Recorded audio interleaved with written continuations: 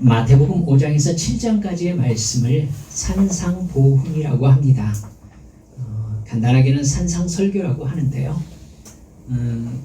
같은 내용의 내용이 누가복음으로 가면 평지설교라 해서 나옵니다. 그러니까 사실은 예수님이 어디에서 이 말씀을 선포하셨느냐라는 기록에 따라서 산상설교라고도 하고 평지설교라고도 한다, 그렇게 아시면 되겠습니다. 그런데 이 산상보훈이라고 하는 이 설교가 예수님의 가르침을 가장 정확하게 말씀하는 내용입니다. 성경에서요.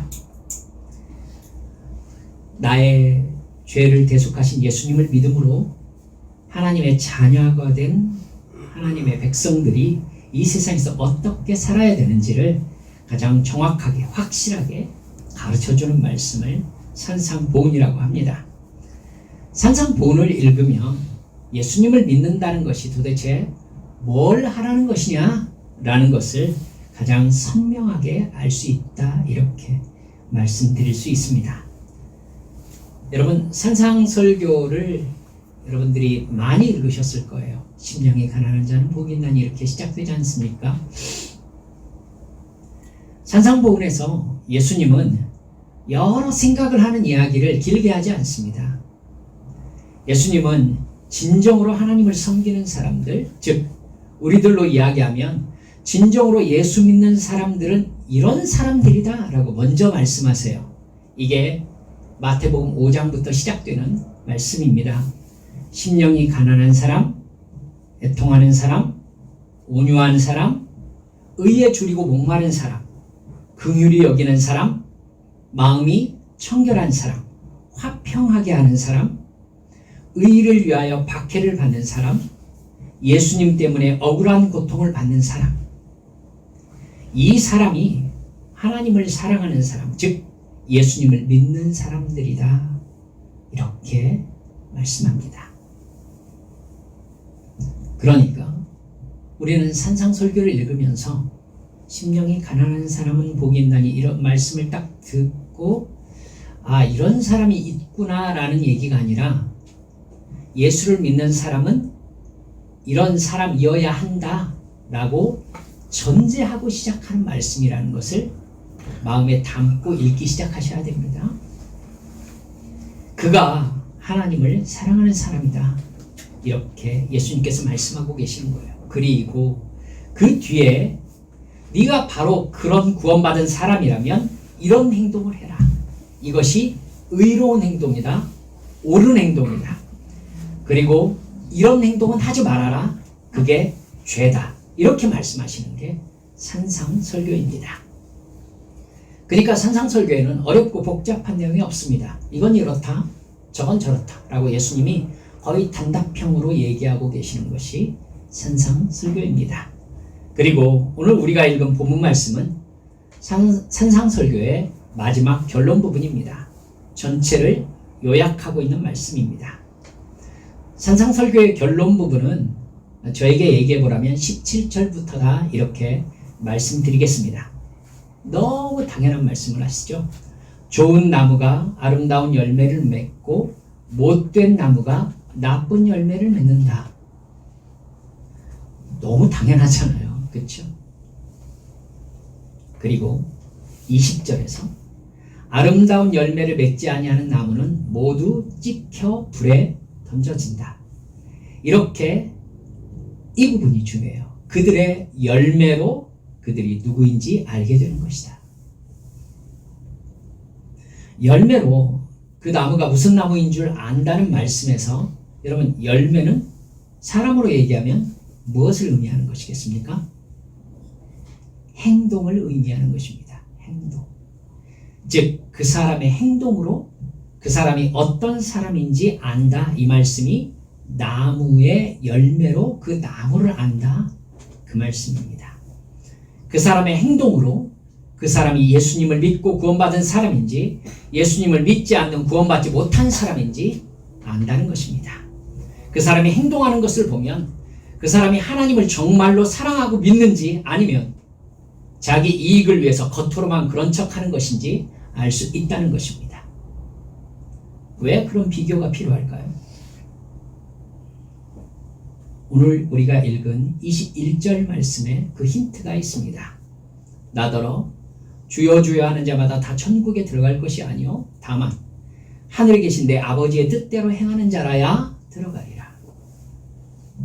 그러니까 겉모습으로는 모두 다 주여 주여 하면서 신앙인으로 보이기 때문에 비교 설명이 필요하다는 것입니다. 겉모습으로 볼 때는 이 나무가 저 나무 같고 다 똑같은 나무처럼 보인다는 것입니다. 예수님이 그래서 나무와 나무 열매의 관계로 설명을 하고 계신 거예요. 모두 다 말로는 그럴듯한 신앙인의 말을 한다는 것이죠.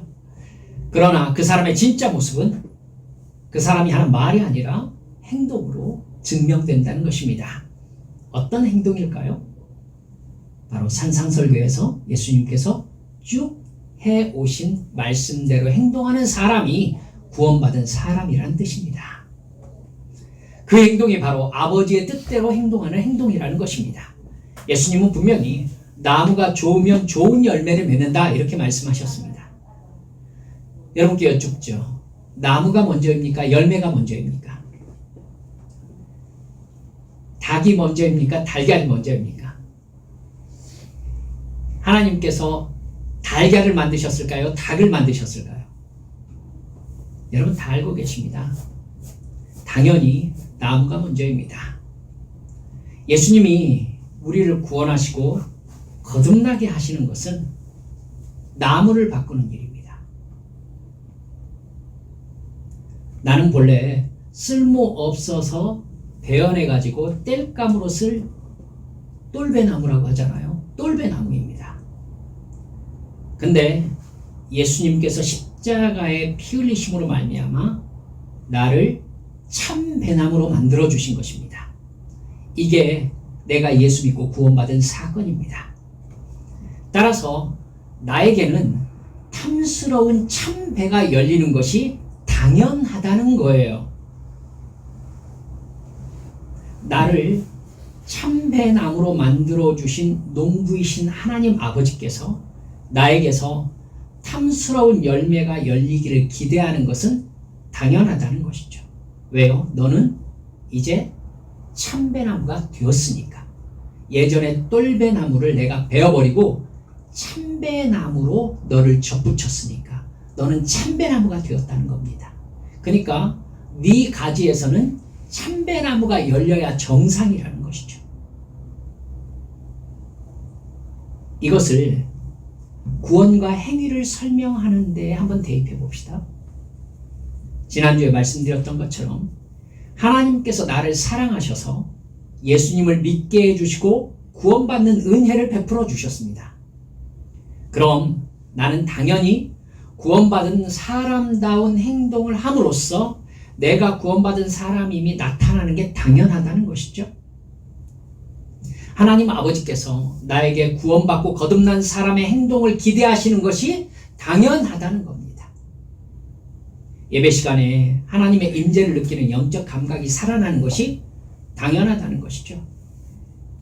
기도를 사랑함으로 시간을 정해놓고 주님 앞에 나아가는 사람으로 바뀌는 것이 당연하다는 것이죠. 그리고 성령의 감동하심을 따라 깨닫게 하시는 말씀대로 순종하는 삶을 사는 게 당연해졌다는 것입니다. 다른 사람보다 나를 더 낮추고 더 겸손하고 더 배려하고 더 베풀고 더 인내하고 더 사랑하는 것이 당연하다는 것입니다. 그런 행동을 해서 구원받거나 의로워지는 것입니까?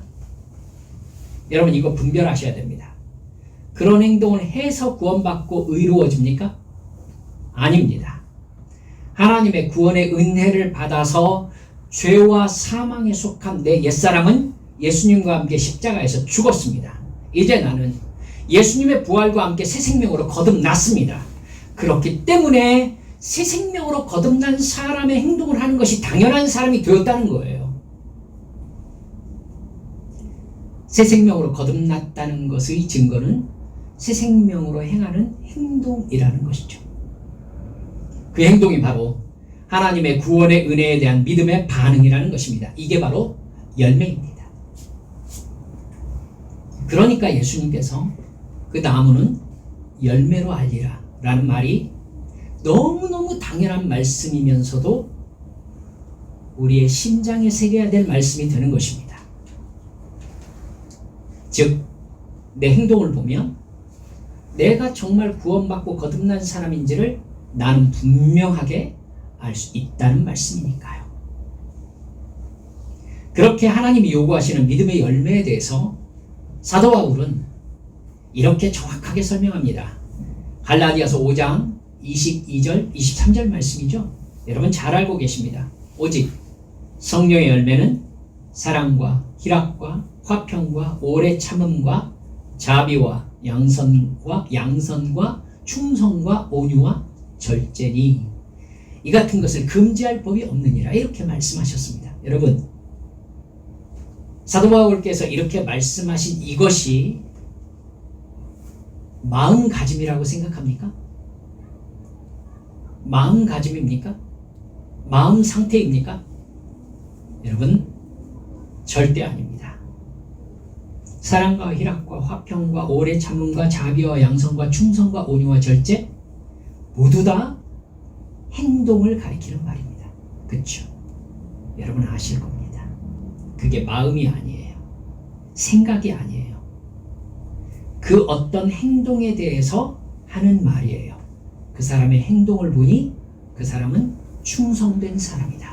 저 사람의 저 행동을 보니 저 사람은 절제하는 사람이다. 저 사람의 행동을 보니 저 사람은 오래 참는 사람이다. 맞죠? 마음이 아니라고요. 마음가짐이 아니에요. 그 사람의 행동을 묘사하는 말, 즉 열매입니다. 뿐만 아니라 고린도전서 13장 4절에서부터 보면 사랑은 오래 참고 사랑은 온유하며 시기하지 아니하며 사랑은 자랑하지 아니하며 교만하지 아니하며 무례히 행하지 아니하며 자기의 유익을 구하지 아니하며 성내지 아니하며 악한 것을 생각하지 아니하며 불의를 기뻐하지 아니하며 진리와 함께 기뻐하고 모든 것을 참으며 모든 것을 믿으며 모든 것을 바라며 모든 것을 견디느니라. 여러분 마음가짐입니까? 덕목입니까? 정확하게 생각하셔야 됩니다. 모두 다 행동을 묘사하는 말입니다. 저 사람이 이렇게 하는 것을 보니까 저 사람은 모든 것을 바라며 모든 것을 견디며. 여러분 성경은 마음 수양이 아니에요. 다른 종교처럼 마음의 수양에 대한 이야기가 아니라고요. 마음을 수양? 여러분 솔직히 말하면은 저는 그걸 허상이라고 생각하고 있습니다. 마음 수양은 행동으로 드러나기 전에는 전혀 알 수 없습니다. 전혀 알 수 없습니다. 그러니까 이러한 이야기들을 들을 때에 여러분께서 좋은 소리라고 넘기지 마시라는 겁니다. 이건 모두 다 행동에 대한 이야기라는 것을 명심하자는 것이죠. 이 말씀들은 거듭난 사람에게 자연스럽게 나타나는 열매들이다 라고 성경이 이야기하고 있는 말씀입니다. 즉 이런 행동이 점점 더 나타나는 성장을 영적 성장이라고 하고 예수 안에서 하나님의 백성으로 자라나는 것이다 라고 말씀하시는 것이죠. 그게 없다면 여러분 그 사람은 역으로 믿음을 가지지 못한 사람이 되는 것이고 거듭나지 못한 사람이 되는 것이죠. 저희 집에 아내가 식물들을 이렇게 막 갖다가 창 쪽에다 이렇게 딱 갖다 놨어요. 여러분 죽은 애한테는 아무리 물을 줘도 싹이 나지 않습니다. 근데 살아있는 애는 반드시 자라납니다. 반드시. 그렇죠? 그러니까 예수님께서 다른 곳에서도 비유로 말씀하시잖아요. 3년 동안 잘 돌봐요. 그렇죠? 잘 돌봅니다. 그런데 주인이 와서 그럽니다. 열매가 없으니까 잘라버려라 이러죠. 그러니까 뭐라고 하시죠? 1년만 나에게 기회를 주십시오. 내가 좀 더 잘 돌보겠습니다.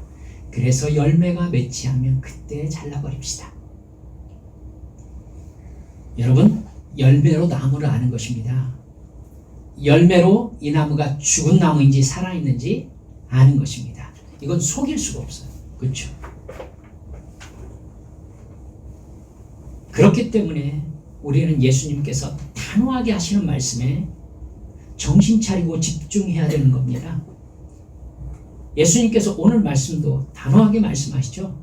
이 사람의 행동이 그 사람이 정말 믿음을 가진 거듭난 사람인지를 자연스럽게 증명할 수밖에 없다라고 말씀합니다. 다시 말씀드립니다. 내가 의로운 행동을 해서 구원을 받는 것이 아닙니다. 하나님께서 나를 사랑하셔서 예수님을 믿음으로 구원을 받는 은혜를 베풀어 주셨습니다. 그 은혜를 받은 나는 구원받은 사람의 행동을 해서 나의 믿음을 증명함으로 그 구원을 나의 것으로 받아들이는 것입니다. 그러니까 내가 믿음의 행동을 한다라는 것은 나는 하나님의 은혜를 믿음으로 내 것으로 받아들였습니다. 이 증거인 겁니다. 그렇죠? 행동이 없으면 이 사람이 믿은 증거가 아닌 거예요. 그러니까 하나님의 은혜는 그 사람의 것이 되지 못한 거예요. 그렇죠? 여러분, 이 부분을 잠깐 딱 짚고 넘어갑시다. 믿음으로 구원받습니까? 은혜로 구원받습니까?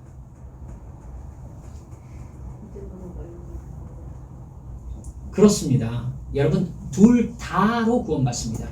은혜로 구원받습니다. 그리고 믿음으로 구원받습니다. 차이는 무엇입니까? 은혜는 하나님께서 나와 관계없이 나에게 베풀어 주시는 것을 은혜라고 하고, 믿음은 그 은혜를 내가 받은 것을 믿음이라고 하죠. 이해가 가셨죠? 즉, 은혜를 하나님의 것이라고 한다면 믿음을 나의 것이라고 할 수 있습니다. 그렇기 때문에 하나님의 은혜가 은혜로만 있을 때에는 그 사람에게 그것이 구원이 일어났습니까? 그렇지 않은 것입니다. 그러니까 은혜로 말미암아 믿음으로 구원을 받는 것입니다. 하나님께서 나에게 은혜를 주신 것이고 그 은혜를 내가 믿음으로 받는 것입니다. 그러니까 주신 분은 은혜를 주신 것이고 받는 사람은 믿음으로 받는 겁니다. 그러니까 함께 있어야 합니다. 함께 있어야 됩니다. 자, 그러면 이렇게 얘기할 수 있죠. 논리적으로 무엇이 우선입니까? 은혜가 우선이죠. 논리적으로 은혜가 우선입니다. 자, 그러면 범위적으로는요. 믿음은 은혜 안에 있다고 말씀드릴 수 있겠죠. 그렇습니다. 왜냐하면 은혜를 받을 때 나는 아무것도 아니었으니까. 그러니까 은혜를 받음으로 말미암아 나에게 믿음이 생겼습니다.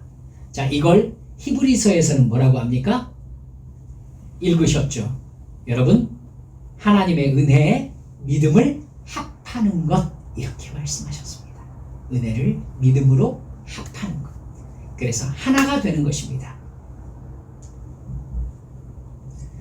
여러분, 그렇기 때문에 구원받은 사람의 행동이 없는 것은 그 사람이 구원받지 않았기 때문입니다. 이 부분에 대해서 예수님은 중요한 것을 지적하고 계십니다. 22절에 보면 주님, 우리가 주님의 이름으로 예언을 하고, 자, 이 사람이 자기가 예수 믿는 행동이 이거였다라고 지금 반박하고 있는 거예요. 주님, 우리가 주님의 이름으로 예언을 하고 주님의 이름으로 귀신을 쫓아내고 또 주님의 이름으로 많은 기적을 행하지 않았습니까? 할 것이다. 무슨 뜻일까요? 그럼 그것은 믿음의 행동이 아니라는 말인가요? 잘 생각하셔야 합니다. 예수님을 진정으로 믿지 않으면서도 여러분, 목사가 되어 말씀을 가르칠 수도 있고 기도도 그럴듯하게 할 수 있고 심지어 귀신도 쫓아내고 기적도 행할 수 있다라고 지금 예수님이 말씀하고 계시는 거예요. 그렇죠? 여러분, 그런 목사라면 큰 교회도 이룰 수 있겠죠? 근데 그럴 수 있습니까? 있다고 하시잖아요, 예수님께서. 하나님은 그 누구를 사용하셔서도 하나님의 역사를 나타내실 수 있습니다.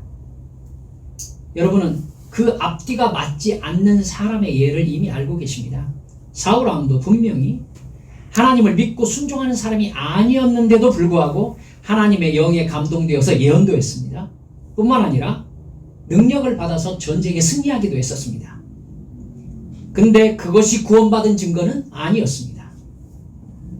그를 왕으로 세우시고 왕이 해야 될 사명을 감당하도록 성령께서 그에게 강권적으로 감동하신 것이었습니다. 근데 여러분, 그것 자체가 구원의 증거는 아니었다는 것입니다. 사실 그 순간에도 사울의 마음에는 하나님이 아니라 자기를 높이려는 욕심이 가득했었어요. 신약으로 넘어와 볼까요? 예수님께서 이렇게도 말씀하셨는데요. 더 심각한 차이가 있어요. 예수님께서 누가복음 19장 40절에서는 이렇게 말씀하셨습니다. 거기가 무슨 내용이 나와 있냐면, 예수님께서 예루살렘으로 십자가에 못 박히시려 올라가셨을 때, 예루살렘 성문으로 입성하실 때, 여러분, 예루살렘 사람들이 전부 다 쏟아져 나왔지 않습니까? 그래서 찬송하리로다 막 찬송했죠. 성문으로 몰려 나와가지고 옷을 깔고 종려나무 가지를 흔들면서 찬송하리로다 주의 이름으로 오시는 왕이요, 하늘에는 평화요, 가장 높은 곳에는 영광이로다, 이렇게 찬송합니다. 그러자 바리새인들이 예수님에게 뭐라고 말했냐면요, 제자들이 그렇게 찬송하고 많은 사람들이 몰려와서 그러니까 저 사람들을 책망하소서, 이렇게 얘기해요. 아니, 지금 당신을 향해서 저 사람들이 말하는 소리가 안 맞는 거 아니냐? 당신이 정말 그런 사람이냐? 아니면 당신이 저 사람들을 책망해야 되는 거 아니냐? 이렇게 강하게 항의했어요. 그러자 예수님이 뭐라고 하셨느냐면, 기억하시죠? 이 사람들이 잠잠하면 돌들이 소리 지르리라, 이렇게 말씀하셨어요. 돌들이 소리 지르리라. 여러분, 그럼 제가 굳이 시비를 걸면서 여러분들께 이렇게 여쭤보죠. 돌들이 만약에 입을 열어서 찬송했다면 돌들이 하나님을 향하여 믿는 믿음을 가지고서 찬송했다는 얘기입니까? 그런가요? 아니죠. 하나님께서 말씀하신 대로 그 자리에서 돌들도 입을 열어서 찬송하게 하실 수 있으셔요. 그렇죠? 분명히 말씀하셨잖아요. 이들이 찬송하지 않으면 돌들이 소리 지를 것이다. 그렇게 하실 수 있어요. 그렇다고 해서 돌들이 하나님을 찬양하는 믿음을 가지고 있다고 볼 수는 없는 거잖아요. 그런 겁니다. 그런 겁니다. 내가 성령께 감동되어서 하나님의 어떤 사역을 하거나 경험했다면 그 경험이 내가 구원받았다는 것을 증명하는 사건이 아닙니다. 하나님의 사역, 성령의 감동으로 경험한 것은요, 예수님을 진정으로 믿고 구원받을 수 있는 기회와 경험을 나에게 허락하신 거예요. 그러니까 그것은 주님의 부르심입니다. 나에게 부르심이에요. 그 다음에 내가 정말로 예수님을 믿어서 거듭나는 경험을 해야 되겠죠. 이해가 가시죠? 네. 그래서 믿음을 가지고 예수님을 주인으로 모시고 구원의 은혜에 합당한 행동을 할 때에 좋은 나무로 거듭난 좋은 열매가 나타나는 것입니다. 그 열매를 보시고 하나님 아버지께서 기뻐하시는 것이죠. 즉, 오늘 본문 말씀에서 나온 대로 예언을 하고 귀신을 쫓아내고 권능을 행하는 사역을 감당하도록 성령님이 감동하셨다고 해봅시다. 그러면 그 사람은 무슨 경험을 한 겁니까? 방언이 갑자기 열렸습니다. 그 사람 무슨 경험을 한 것입니까? 내가 전혀 알 수 없는 일을 나를 통해서 하시는 성령님을 경험한 거예요. 성령님의 임재를 경험한 것입니다.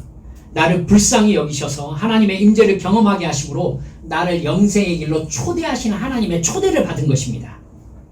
그 경험을 했다면 마땅히 그 사람은 어떤 반응을 해야 되느냐면, 깊은 곳에 가서 그물을 내려서 그물이 찢어지도록 물고기를 잡은 베드로와 같은 반응을 하는 게 마땅해요. 그는 예수님 앞에 겸손하게 엎드려서 뭐라고 합니까? 나는 죄인입니다. 나를 떠나소서. 여러분, 베드로는 그 기적 속에서 예수님의 초대를 느꼈던 것입니다. 예수님이 누구인지를 알았던 것입니다. 여러분, 우리가 성령의 은사를 받거나 성령님의 사명을 감당하는 일들 속에 딱 놓여진다면, 즉 삼손의 얘기로 할 것 같으면 갑자기 성령께서 임하셔서 쇠줄이 불탄 삶처럼 화다닥 끊어져 버리는 일을 경험한다면, 여러분, 그 사람이 마땅히 어떤 생각을 해야 됩니까? 이건 내가 아니다 라는 생각을 해야 되겠죠. 그렇죠? 이건 내가 아니다. 하나님께서 지금 나를 부르고 계신다.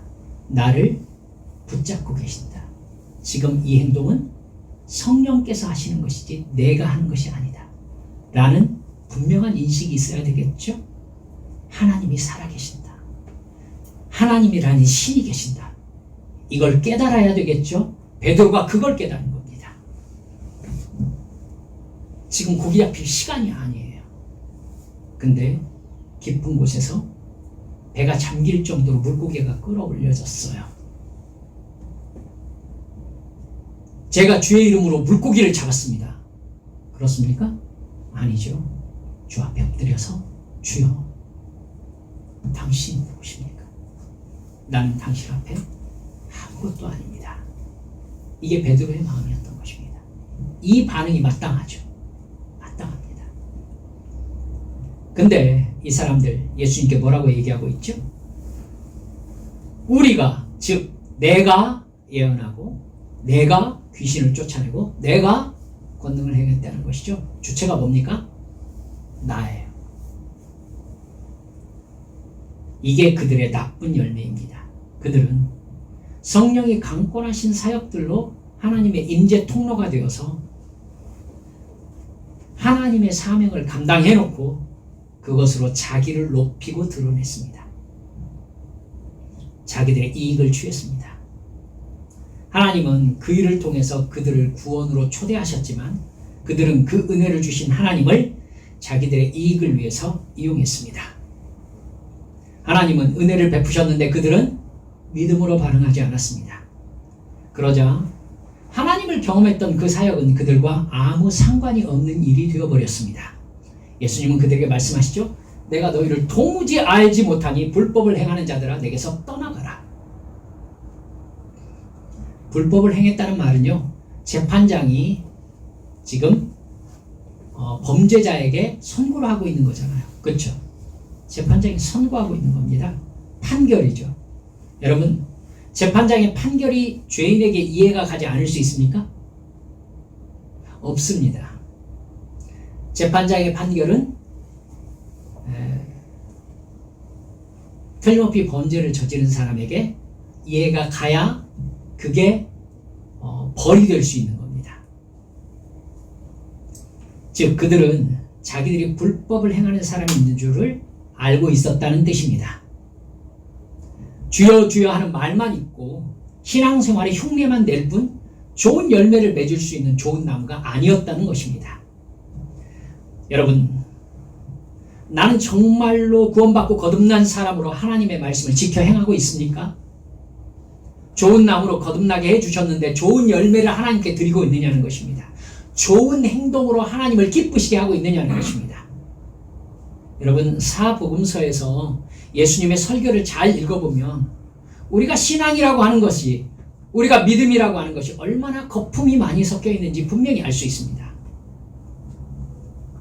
정말 많은 교인들이 믿음을 감정으로 착각합니다. 믿음은 그럴듯한 감정이 아닙니다. 내가 만들어낸 감정은요, 솔직히 얘기하면 완전한 거품입니다. 진정한 믿음의 감정은요, 하나님의 은혜와 예수님의 십자가 대속의 죽음과 부활의 은혜, 성령님의 감동하심을 분명히 깨달으세요. 정확하게 아는 지식에서 나온 감정이어야 참일 수 있습니다.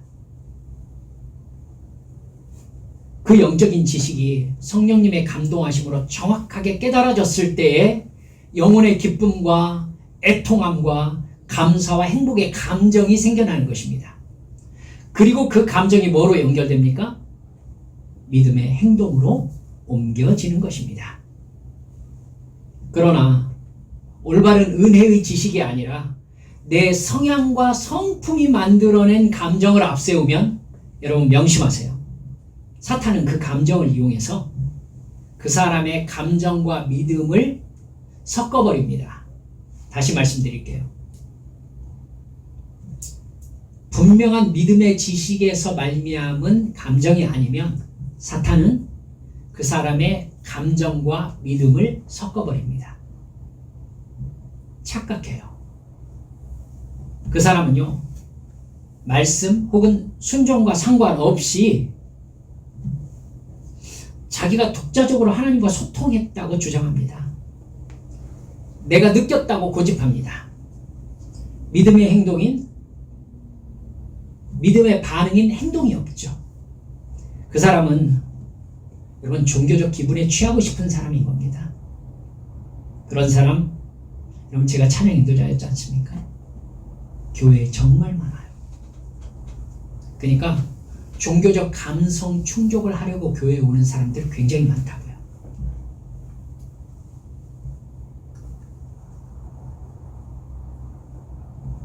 그리고 그 감정을 즐기고 끝냅니다. 이게 교회가 해야 될 일처럼 여겨집니다. 그러니까 여러분 한국의 수많은 교회가 종교적 감성에 취해 있습니다. 그걸 여러분 시스템으로 만들어낼 수 있습니까? 있습니다. 조명으로 만들어낼 수 있습니까? 물론입니다. 음악으로 만들어낼 수 있습니까? 당연하죠. 만들어낼 수 있습니다. 충분히 그 모든 시스템을 다해서 눈물을 흘리게 만들 수 있습니다. 근데 그게 사탄의 역사입니다. 진정한 믿음의 지식이 아니라 그 사람이 정말로 거듭난 사람이 아니라 종교적 감정을 즐기려고 교회에 온 사람을 믿음과 감정을 뒤섞어 가지고 혼란을 일으키는 것입니다. 사랑하는 여러분들, 종교적 환상에 사로잡히는 경험을 하고 싶은 사람을 죄송합니다. 사탄은 아주 잘 가지고 놀 수 있습니다. 여러 번 말씀드렸지만 사기꾼에게 속아 넘어가는 사람은 욕망과 두려움을 가진 사람입니다. 사기꾼은 감정, 즉 욕망과 두려움을 가진 사람의 감정을 가지고 놀면서 상대방을 속입니다. 실체 없는 상상을 하게 합니다. 사탄이 여러분 그 사기꾼이에요. 믿음을 감정으로 생각하지 마세요. 우리 한빛 성도들은 이 부분에 대해서 못을 박읍시다. 따라서 할까요? 믿음은 행동이다. 믿음은 행동입니다. 산상설교의 결론은 믿음은 행동이다. 그리고 열매는 행동이다. 열매를 보면 나무를 알 수 있다. 그 사람의 행동을 보면 그가 구원받았는지 확실하게 알 수 있다. 이게 산상설교의 한마디 요약입니다. 말씀을 맺어봅니다. 새해 우리 신앙의 거품을 걷어냅시다. 우리가 잘못 이해하고 있는 신앙생활의 허상을 깨뜨립시다. 정말 영의 실력을 가진 성령 받은 사람들이 됩시다. 기도에서부터 올바른 개념을 가집시다. 간절히 기도하라는 이야기는요, 내가 원하는 것을 간절히 바라라는 이야기가 아니에요. 하나님과 깊은 대화를 나누라는 얘기예요. 하나님의 뜻을 올바로 깨닫는 깊은 관계를 맺으라는 이야기예요. 하나님께서 베푸신 구원의 은혜에 내가 믿음으로 반응하는 행동이 어떤 행동인지, 어떤 사명인지 올바로 깨닫게 해주시기를 간절히 사모하라는 말입니다. 내가 원하는 것을 간절히 바라는 마음으로 금식하고 기도하고 작정 기도하고 매일 기도했더니 내가 바라는 것이 이루어졌다? 여러분, 이 개념을 버리라는 것입니다. 그 말은 지난주에 말씀드렸던 대로 하나님은 말씀하시고 나는 순종하는 관계의 기본이 무너진 것입니다. 내가 정말 간절하게 때를 쓰면 내 소원을 이루어주시는 하나님입니까? 여러분, 그건 정말 어린아이의 신앙일 때에는 그 일을 겪어요. 갓난아기가 열심히 울면 그가 원하는 것을 채워주려고 가잖아요. 그렇죠? 근데 말씀드렸죠? 갓난아이가 울음으로 자기 욕망을 표현해서 엄마 아빠를 이용하려는 생각을 가진 순간 엄마 아빠는 울음에 대한 반응을 조정하게 됩니다. 그렇죠? 하나님도 그러셔요. 하나님께 간절히 기도하면서 울면서 내가 원하는 것을 달라고 한다고 다 주시는 게 아니에요. 이제 얘가 믿음을 지키며 사는 행동을 하는 게 뭐라는 걸 알고 있는데도 얘가 갓난아기 같은 행동을 하고 있다? 하나님께서 뭘 조정하셔요? 하나님의 반응을 조정하십니다.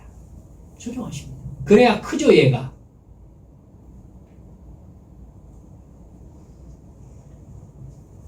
밥도 굶으면서 간절하게 욕망하면서 잠도 안 자고 그 욕망을 붙잡고 간절히 이루어지기를 요청하면 그것을 이루어 주시는 하나님. 그래서 그 갓난아기의 믿음에 머무르도록 가르치는 종교 지도자 떠나셔야 합니다. 그건 기독교가 아니기 때문이에요. 내가 바라는 것을 철회하면서 원하고 강하게 요구했더니 이루어졌다는 거 사기입니다. 사기 기독교예요. 여러분, 그런 하나님이시라면 성경을 뭐하러 썼을까요? 지성이면 감천이다. 끝이잖아요. 이 두꺼운 성경을 쓸 필요가 없죠. 그런 생각을 가진 사람들은 하나님을 믿고 섬기는 것이 아니라 자기 욕망이 이루어질 것을 믿으면서 자기 욕망을 섬기는 사람입니다. 아까 집사님 말씀하시더라고요. 그런 걸 성공하게 서는 신념이라고 합니다. 거기에 붙잡혀 있는 사람은 하나님을 자기 신념의 조력자로 여기겠지요. 우리 새해에는 성경에 나오는 바로 그 하나님을 믿읍시다. 내가 만들어낸 하나님 말고. 거듭난 열매, 즉 변화의 행동으로 하나님을 기쁘시게 해드리는 진정한 하나님의 자녀가 됩시다. 믿음은 감정이나 기분이나 느낌이 아니라 행동임을 절대 잊지 말라고 예수님이 산상설교에서 처음부터 끝까지 말씀하고 계시는 거예요. 그리고 오늘 설교 제목처럼 바로 그 하나님의 은혜, 믿음의 행동으로 반응하는 사람이 천국에 들어간다 라고 주님께서 아예 못을 박아버리시는 겁니다. 기도합시다. 사랑하는 여러분들, 우리의 믿음이 못 박혀 있는 진리는 어떤 진리입니까? 내가 원하는 것을 간절히 때를 쓰면 주시는 그런 샤머니즘적 하나님입니까? 벗어나세요. 이제 우리는 거기에서 벗어날 만한 나이를 먹었고 신앙의 연륜이 되었습니다.